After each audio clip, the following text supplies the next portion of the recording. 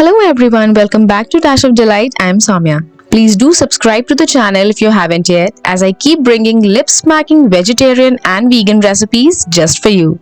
Yesterday there was a playdate at my place, and so my house was filled with tiny tots, and all of them were toddlers, like below 4 years. Although I had already planned many dishes for the little ones, but still I wasn't thought of one such dish which could be loved by both parents and children who loved little bit of spicy food. So I decided on making these healthy and delicious sweet potato bruschetta. Now ideally bruschetta is an Italian dish and is made of bread slices, but here I made some innovations and did it with sweet potato, and guys, it came out fabulous. So as you can see, you don't need to put in much effort in this recipe. Just boil some sweet potatoes, or you can even bake it, then peel and cut it into slant slices, then grill it for a few minutes, or simply char it in a pan from both the sides like me. Then top it up with some flavored Greek yogurt, or you can also take plain yogurt or even normal homemade curd. Then I used some tomato, cucumber, cilantro or coriander leaves and seasoned it with some salt and pepper. You can actually take whatever veggies and spices you are fond of.